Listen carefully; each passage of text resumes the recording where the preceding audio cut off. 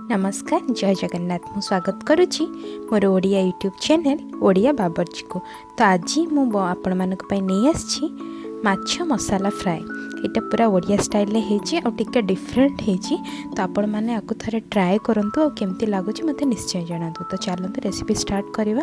तो एटा मु फ्रेश माछ आनीची पाखा पाखी 1 केजी रो माछ नीची। आपण आपनक अनुसार जतिके माछ चाहुथिबे नै परिबे। तो माछ को मैरिनेट करिया पई मु सेतिरे 1 स्पून लूण पके देजी। एबे हाफ स्पून हळदी पकेजी। तो एबे भल भाबरे माछ को मैरिनेट करिया पई भलसे मिक्स करनेबी जहाँद्वारा हळदी लूण माछ सहित पूरा भलसे मिसिकी भेदी जीवो। तो देखो ये मुझे भल भाव गोलूची। आप गोटे गोटे पीस भलसे गोलेबे ताकि सब पीस रे लूण और हलदी भलसे लगे। एक्चुअली हलदी सब आमिष पकेले आमिष डिसइनफेक्ट भी हुए आ भल कलर भी आसे और तार आमिष गंध भी एते आसेनी। तो ये मुझे भल भाव गोटे गोटे पीस को भलसे पूरा गोलेकी मैरिनेट करुचे। तो एमती मैरिनेट करके आपड़ चाहिए आपको 5 ରୁ 10 मिनट रखिपारे किंबा सांगे सांगे भी कले भल टेस्ट आसो। तो मुझे 10 मिनट रखीदे। तो देखो 10 मिनट पाखापाखि हो गला। तो ये रोषे स्टार्ट करने कि मु कड़े बसईदेली। तो कड़े रे सोरिष तेल नौची। तो आपण माछ अनुसार जी भजा हम माछ से अनुसार तेल ने। ये पाखापाखि मु 4 टेबल स्पून तेल नहीं जाइए। तो से तेल आप अपेक्षा करेंगे टिके गरम है माछ पकेबे ना माछ गुड़िक लगिज। तो ये तेल गरम है मु गोटे गोटे कर माछ पकई दूची। तो देखो ये माछ गुड़ी मु अलग अलग करके गोटे गोटे कर पकई दूची। तो ये माछ गोटे पट साइड भलसे भाजी गला परे आमे माछ को पुणी उल्टेकी आर पट साइड भी भाजी नवा। तो ये देखो गोटे पट साइड भाजी होजी। तो ये गोटे पट साइड भाजी जाइला। तो मुझे उल्टे देजी। तो गोटे पट साइड पूरा भाजी जा पछपटा मु भाजुची एबे। तो माछटा भाजियापाई मिनिमम 10 मिनट ରୁ 15 मिनट लगे। तो बेसी कड़ा की भाजबेनि ना तरकारी माछटा भल लगे टाण लगे। तो ये देखो माछ मु भाजिकी बाहर करके रखी नहीं। तो ये से कड़ई रे जी तेल रहा से ही आम सब जिनस करवा आ तेल एक्स्ट्रा दरकार पड़ोनी। तो से तेल रे देखो मुझे आलू को काटिकी भल भाव धोईकी रखी। आपड़ चाहिए चोपा लगा आलू नहीं पारे। मुझे चोपा छड़ेकी आलू नहीं। तो ये मो आलू रे किछि लूण पकई देछि आ किछि हळदी हाफ टेबल स्पून पकई देबी जहाँद्वारा आलू रे गोटे भल गोल्डन कलर आसीजिवो। आलूटा देखा भी बहुत भल लगे आ टेस्ट भी आसो। तो मुझे लूण हळदी पकेला परे आपको पाखापाखि 5 ରୁ 10 मिनट भाजीबी। तो देखो मुझे भाजुची। देखो ऊपर आलू ऊपर केते बढ़िया से गोल्डन कलर हो गला।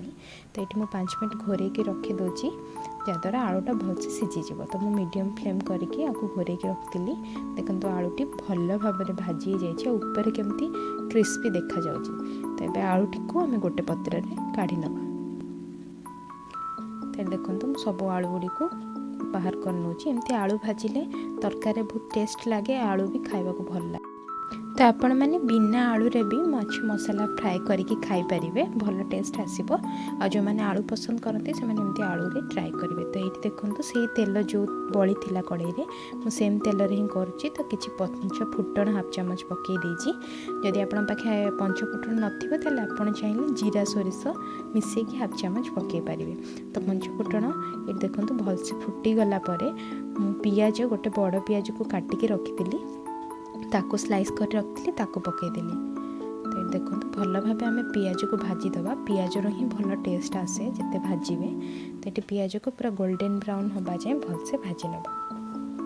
तो मुझे सेम तेल ही यूज करी थरे ही नहीं माछपाई से सब हो गला। तो बारंबार आपको तेल भी पकेवा को पड़ोनी। तो देखो पियाज को भलसे भाजुची। पियाज को हाई फ्लेम रे 5 ରୁ 10 मिनट भाजिले आराम से भाजी हो। तो पियाज पाखापाखि प्राय गोल्डन ब्राउन हो आसलानी। तो ये पियाज रे गोटे चामच रेड चिली पाउडर पकाउची आ गोटे टेबल स्पून हळदी पकाउची। मन रखिथिबे एमती पियाज भाजी साइला परे तेल रे हळदी आ लंका गुंडा पकेले किंबा काश्मीरी रेड चिली पाउडर जदि थिबो पकेले तरकारी गोटे भल कलर आसे नेचुरल कलर आसे आर्टिफिशियल कलर दरकार पड़े। तो ये मु जिंजर गार्लिक आउ ग्रीन चिली अदा रसुण आ कंचा लंका को भल भाव बाटिकी रखी पाखापाखि 4 टेबल स्पून ये पकई देछि।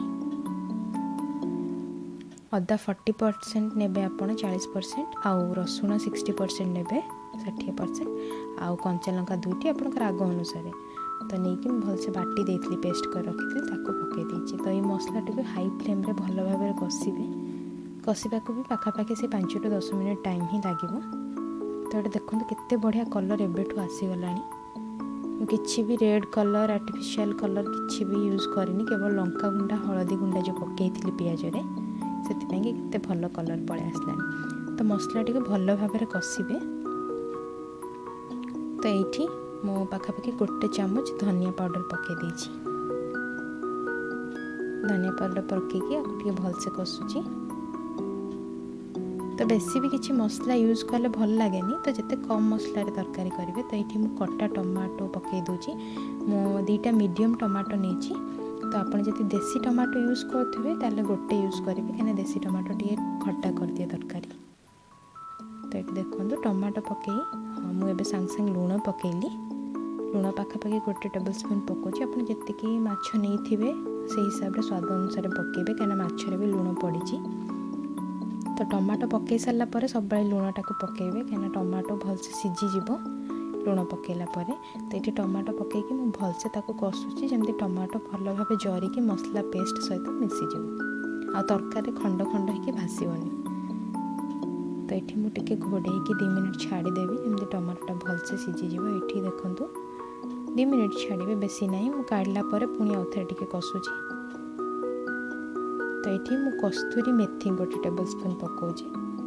तो माछर कौन भी मसला कषा गरम मसला जो थी अदा रसुण पेस्ट यूज होती कस्तूरी मेथी पकईकि ट्राए करूँ तो बहुत ही टेस्टी लगे। तो ये देखो कस्तूरी मेथी पकईकि मुझे भलसे आउ थे कषुची।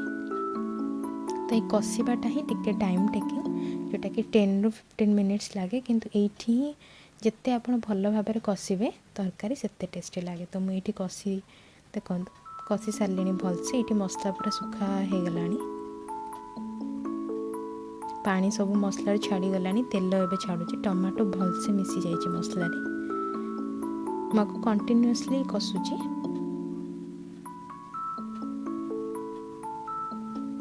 तो मसला भल भाव कषि गला। तो ये आम जीक भजा आलू रखी पकईदेवी पकईकि 1 मिनिट पाखापाखि टे भलसे कषि नेबी जमी आलू सहित मसला भलसे मिक्स हो मसलार टेस्ट आलू भितर को आसो। तो आपको घोरेकी 1 मिनिट छाड़ी दूची। तो देखो आलू भी भल भाव मसला सहित केमती मिक्स हो जाइए। तो एमती कषि कषिकी कले तरकारीटा अधिक टेस्ट लगे। तो ये मुझे चाट मसला पकाउची। आप जब चाहिए आमचूर पाउडर बा आंबुल भी तरकारी पकई पारे चाट मसलार भी भल खट्टा टिके टेस्ट आसे। तो चटपटा टेस्ट पकाउची। तो जदि आपंकर आ भितर मसला कषला भितर लगी जाऊँ आप टिके पानी देकी भी कषि पारे। तो मुझे टिके पानी देकी कषुची। तो देखो ये कषिबा भल भाव हो गला। तो मु पानी ये दे दूची आप जी माछ नहीं थे माछ भेदापी जी पानी दरकार से पानी देवे बेसी पानी देवेनि कारण ये आम मसाला फ्राए करुचु कषा नहीं। तो मुझे पानी देकी 5 मिनट घोरे देती जमी तरकारी भलसे भल भाव में फुटीज। तो तरकारी ये फुटी जाइए देखो। तो तरकारी हाई फ्लेम रे भलसे फुटिला तार कंचा गंधटा गला आपड़ जी माछ को भाजिकी रखिथे सब माछ को गोटी गोटी कर पकईदेवे। तो टी अलग अलग गोटी गोटी कर पकेबे जमी सब माछर सब साइड मसला पूरा भेदिकी तार मसलार टेस्ट पूरा ये देखु माछ को भल भाव में गोली नहीं आप धीरे धीरे गोलेबे ना माछ भांगी जीव। तो ये मुझे 2टा बड़ बड़ कंचा लंका काटिके पकई दूची। ये कंचा लंका पकईले भल बास्ना आसे। तो कंचा लंका पकईला मुझे घोरे 5 मिनट छाड़देवी। तो ये देखो 5 मिनट छाड़ला भलसे पानी मरी जाइए और माछ भी फ्राए हो जाइए। तो ये गरम मसला बेसी पकेबेनी 1/2 टेबल स्पून गरम मसला पकईकि आउ टिके गोले नेबे। तो आपण मानक पाखे जदि धनिया पत्र थी ये धनिया पत्र पकेले भी बहुत भल लगे।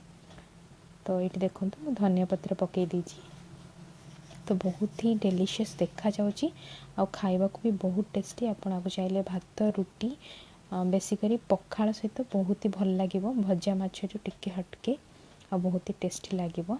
सो जदि आपण मानको मो वीडियो भल लागुथिबो लाइक शेयर सब्सक्राइब निश्चय करिवे। Thank you so much.